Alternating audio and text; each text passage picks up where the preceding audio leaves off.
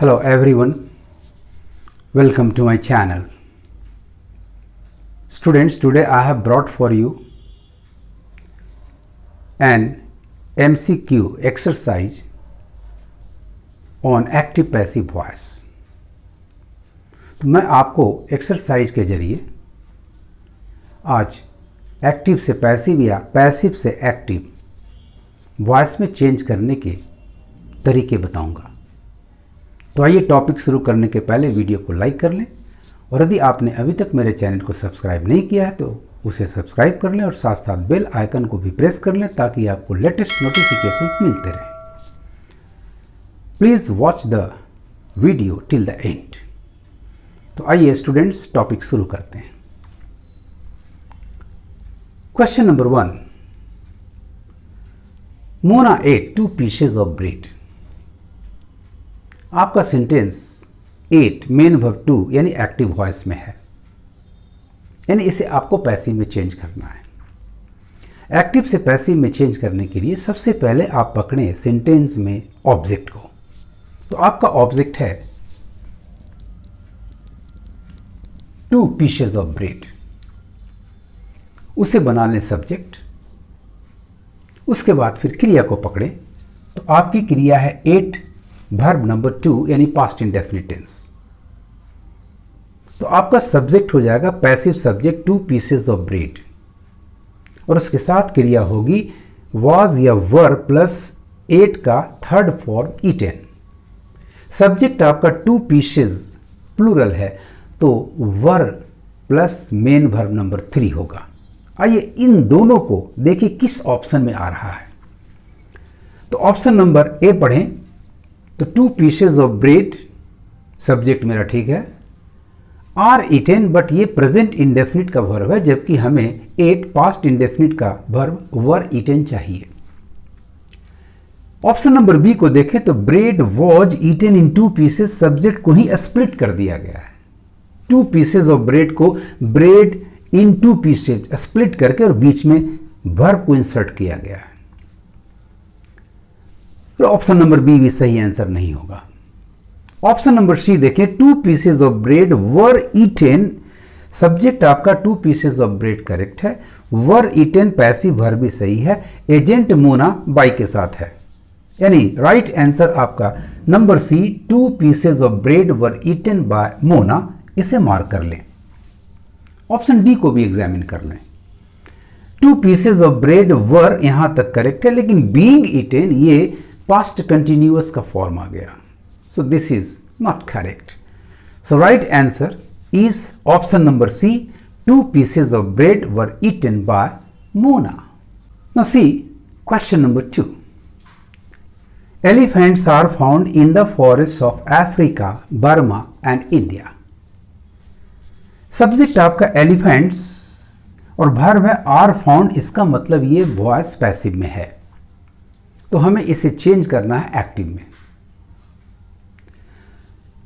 Elephants are found in the forest of Africa, Burma and India, यानी हम वहां पाते हैं। तो आपका हिडन एक्टिव सब्जेक्ट है वी। आप इसकी जगह दे भी कर सकते हैं बट वी बेटर होगा। आइए वी और आर फाउंड ये प्रेजेंट इंडेफिनिट का पैसिव है तो वी के साथ एक्टिव वॉइस में आपको फाइंड चाहिए मेन वर्ब नंबर 1 यानी वी फाइंड, इससे शुरू होना चाहिए आपका active voice sentence. Option number ए देखिए तो वी के साथ फाउंड है, ये पास्ट इंडेफिनिट चला गया, this is not correct. Option number B we can find, find है वी है लेकिन एक मॉडल वर्ब इसमें इंसर्ट किया गया कैन, जबकि passive voice elephants are found है ना कि कैन बी फाउंड है। So option number B is also not correct. Option number C देखा जाए तो वी फाइंड करेक्ट है, वी फाइंड एलिफेंट्स कहां, in the forest of Africa, Burma and India, this is the right answer. Option number D elephants find, ये तो elephants find active में संभव ही नहीं है क्योंकि एलिफेंट्स पाए जाएंगे ना कि एलिफेंट्स पाते हैं।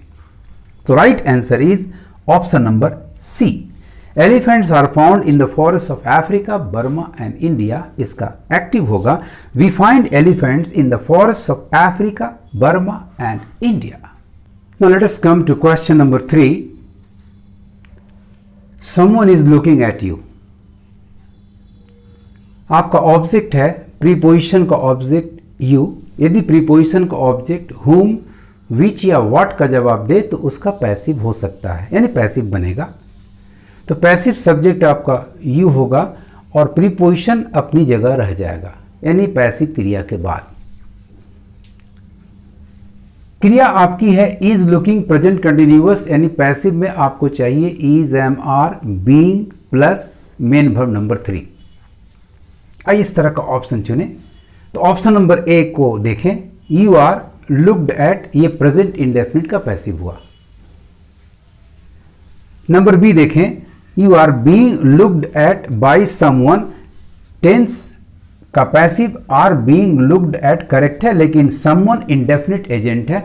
जब भी एक्टिव वॉइस का सब्जेक्ट इंडेफिनिट पर्सन हो, समवन, समबडी, एवरीवन, इस तरह से, तो पैसिव में बाय के साथ नहीं देते। देखें, यदि कोई ऑप्शन इसके बगैर मिलता है तो हमारा वही ऑप्शन होगा, नहीं मिलने पर इसको हम ले सकते हैं। ऑप्शन सी देखें, you have been looked at, यहां टेंस ही डिफरेंट हो गया। हैव बीन लुक्ड ये प्रेजेंट परफेक्ट का पैसिव वर्ब है। Number D, you are being looked at, बिल्कुल सही है, पैसिव सब्जेक्ट आपका यू हुआ। टेंस प्रेजेंट कंटिन्यूअस का पैसिव आर, यू के अनुसार आर, बीइंग लुक्ड और एट, बाय समवन की जरूरत यहां नहीं है। This is the correct answer students. Number D mark कर लें, sorry. Now let us come to question number 4. She was eating bananas greedily. Passive sentence में आपका सब्जेक्ट हो जाएगा बनानाज, क्रिया है was eating यानी पास्ट कंटिन्यूअस, तो was, were, being plus MB number 3 आपका eaten चाहिए। ग्रीडली एडवर्ब ऑफ मैनर है। Adverb of manner passive voice में पैसिव वर्ब मेन वर्ब 3 के पहले, और यदि उसके साथ वर्ब टू बी, बीइंग और बीन हो तो उसके पहले चला जाता है, यानी बीइंग के पहले आपका एडवर्ब ग्रीडली होना चाहिए। आइए ऑप्शन को एग्जामिन करें। बनानाज वर बीइंग ईटेन, यहां तक करेक्ट है। बाय हर, ग्रीडली की जगह गलत हो गई, ग्रीडली होनी चाहिए थी वर के बाद। ऑप्शन नंबर बी को देखें, bananas are being greedily eaten by her, tense गड़बड़ है, वर की जगह आर है और ग्रीडली का प्लेस भी गलत है। ऑप्शन नंबर सी देखें, bananas were greedily being eaten by her, बिल्कुल करेक्ट है। आपका सब्जेक्ट पैसिव सब्जेक्ट बनानाज है। टेंस के अनुसार पैसिव क्रिया वर, बनानाज के लिए बहुवचन वर, ग्रीडली भी बीइंग के पहले है। करेक्ट आंसर आपका हो गया number C, bananas were greedily being eaten by her. Option number D देखें, बनानाज आर, टेंस ही यहां गलत है। So right option students is number C, she was eating bananas greedily, the passive one, each, bananas were greedily being eaten by her. Now let us come to question number 5. Rana has completed the work in time. Has completed, the voice is active. आपका object है the work, ये बनेगा passive subject. क्रिया है has completed present perfect, ये हो जाएगा has been और हैव बीन, देखेंगे सब्जेक्ट क्या है, कंप्लीटेड। एडवर्ब ऑफ टाइम है आपका इन टाइम, ये पैसिव में बाय प्लस एजेंट के पहले होगा, लास्ट में भी हो सकता है। तो आइए देखें ऑप्शंस को। Number A, the work has been completed by Rana in time. The work has been completed, subject ठीक है आपका, वर्ब भी टेंस के अनुसार सही है। एक प्रॉब्लम है, एडवर्ब ऑफ टाइम बेटर होगा बाय राणा के पहले, बट यहां लास्ट में हो सकता है। देखिए यदि इससे बेटर ऑप्शन मिलता है तो उसे हम लोग मार्क करेंगे। Option number B, the work had been, ये तो बिल्कुल गलत है क्योंकि टेंस मैच नहीं कर रहा है, ये पास्ट परफेक्ट का पैसिव हो गया। Number C, the work was complete, यहां भी टेंस रॉन्ग जा रहा है, ये पास्ट इंडेफिनिट का पैसिव वर्ब है। Number D, the work has been completed in time by Rana, A से बेहतर आपका ऑप्शन नंबर डी है, मार्क कर लें। Now come to question number 6। She was properly taught English, was properly taught, ये passive है। आपका ऑब्जेक्ट है इंग्लिश और पैसिव सब्जेक्ट है शी, यानी ये बन जाएगा इनडायरेक्ट ऑब्जेक्ट एक्टिव वॉइस में हर।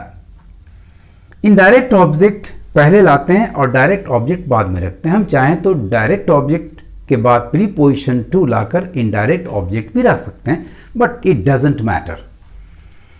क्रिया वॉज टॉट, ये आपका पास्ट इंडेफिनिट है, तो एक्टिव वॉइस में ये मेन वर्ब नंबर 2 टॉट हो जाएगा। एडवर्ब ऑफ मैनर पैसिव में मेन वर्ब के पहले होता है, पैसिव क्रिया के पहले, लेकिन एक्टिव में ये लास्ट में चला जाता है। आइए इस ऑर्डर को ध्यान में रख करके ऑप्शंस को एग्जामिन करें।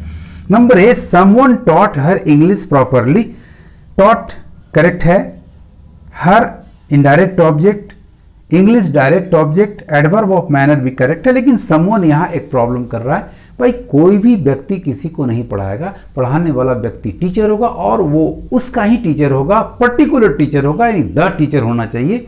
आइए द टीचर से ऑप्शन ढूंढते हैं, तो आपके पास नंबर बी में अ टीचर है, ये रॉन्ग है, बाकी सारा ठीक जा रहा है। नंबर सी में द टीचर प्रॉपरली का प्लेस गलत है, ये लास्ट में होना चाहिए। नंबर डी देखिए, the teacher taught her English properly, the right answer is number D. Passive का question, she was properly taught English, इसका राइट एक्टिव होगा the teacher taught her English properly. हम कह सकते हैं the teacher taught English to her properly. Now let us come to question number 7। The sentence they call him a fool active voice में है, आपकी क्रिया call present indefinite active voice है। Him आपका ऑब्जेक्ट है, अब फुल ऑब्जेक्टिव कॉम्प्लीमेंट है, objective complement कभी पैसिव सब्जेक्ट नहीं होगा, सो आपका पैसिव सब्जेक्ट हिम होगा, यानी ही बन जाएगा। क्रिया आपकी इज ही के अनुसार इज कॉल्ड होगी, ही इज कॉल्ड अ फूल, यहां तक बिल्कुल करेक्ट है, लेकिन दे यहां पीपल का सेंस है, अर्थात एक इंडेफिनिट प्रोनाउन है, तो बाय देम की जरूरत नहीं है। यदि कोई ऐसा ऑप्शन मिल जाता है जिसमें बाय देम अवॉइड किया गया हो तो वही हमारा सही आंसर होगा, अदरवाइज हम इसे चुन लेंगे। Let us come to option number B, he has been, यहां तो बिल्कुल गलत है क्योंकि टेंस आपका प्रेजेंट इंडेफिनिट है और यहां प्रेजेंट परफेक्ट का पैसिव है। Number C, he was called, यहां भी टेंस आपका गलत जा रहा है, पास्ट इंडेफिनिट है, जबकि आपको चाहिए present indefinite, is called. Right answer आपका डी हो जा रहा है, he is called a fool by them, बिल्कुल सही है, इसका प्रयोग नहीं किया गया है, ये बिल्कुल सही है। He is called a fool by them indefinite person है, अतः इसी it is not required here. Right option is number D. Now come to question number 8, the man will give her a doll. इस sentence में आपके पास दो object हैं, एक हर, दूसरा अ डॉल। हर आपका इनडायरेक्ट ऑब्जेक्ट है और अ डॉल डायरेक्ट ऑब्जेक्ट है, आप दोनों में से किसी से भी पैसिव बना सकते हैं। सिर्फ ध्यान रखना है कि यदि डायरेक्ट ऑब्जेक्ट से पैसिव बना है तो इनडायरेक्ट ऑब्जेक्ट अपनी जगह पर रह जाएगा, रिटेन्ड ऑब्जेक्ट बनेगा और उसके पहले प्रीपोजिशन टू आना चाहिए। देखें क्या होता है, ऑप्शंस को एग्जामिन करें। Option number A, she will be given A doll, यहां बिल्कुल करेक्ट है, लेकिन द मैन डेफिनिट है तो बाय द मैन होना चाहिए था, so we can not opt for this option. Option number B देखिए, a doll will be given to her, yes आपने डायरेक्ट ऑब्जेक्ट से बनाया हुआ है यहां, और इनडायरेक्ट ऑब्जेक्ट हर के पहले प्रीपोजिशन टू है, एंड द मैन डेफिनिट है इसलिए बाय के साथ उसे दिया गया। This is the right option students, a doll will be given to her by the man, this is the correct one. Number C, C is given, tense यहां match नहीं कर रहा है, and number D, the man तो subject होगा नहीं, ये passive object होगा और बाय के बाद जाएगा। Now come to question number 9, she can write a letter, आपका ऑब्जेक्ट है अ लेटर, ये बन जाएगा पैसिव सब्जेक्ट, और कैन के साथ बी लगाकर राइट क्रिया का पास्ट पार्टिसिपल रिटर्न हम लाएंगे तो पैसिव होगा। शी आपका डेफिनिट है तो बाय हर होना चाहिए। आइए ऑप्शन को देखें। Number A, a letter can have been, यहां वर्ब फॉर्म डिफरेंट है, this is not the correct option. Number B, a letter can be written by her, बिल्कुल करेक्ट है। Number C, the letter can be, letter के पहले the definite article आ गया, ये गलत है, जबकि क्वेश्चन में अ लेटर है। अ लेटर विल बी, यहां टेंस ही मैच नहीं कर रहा है, सो राइट ऑप्शन आपका है students number B, a letter can be written by her. Now come to question number 10, he is to play cricket today, आपका ऑब्जेक्ट है क्रिकेट, ये बन जाएगा पैसिव सब्जेक्ट, और टू के बाद बी लगाकर V3 प्ले का कर देंगे प्लेड, टुडे के बाद ही को बाय के साथ बाय हिम के रूप में ले आएंगे, हमारा पैसिव सही होगा। ऑप्शन नंबर ए देखें, cricket is to be played by him, बिल्कुल करेक्ट है, लेकिन टुडे मिसिंग है, this is not the right option. He is to be invited, यहां तो वर्ब का फॉर्म ही डिफरेंट हो गया है, प्ले को होना चाहिए था जबकि इन्वाइटेड लाया गया, this is not the correct option.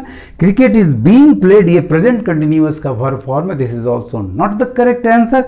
Number D, cricket is to be played today by him, this is the correct answer. इस तरह से मैंने एक्सरसाइज के जरिए आपको एक्टिव से पैसिव बनाना सिखलाने का प्रयास किया है। आप इसको बार बार रिवाइज करेंगे और खूब ज़्यादा बनाने की चेष्टा करेंगे। आपको मेरा ये वीडियो कैसा लगा कमेंट करेंगे और ज़्यादा से ज़्यादा शेयर करेंगे। Thanks for watching my video.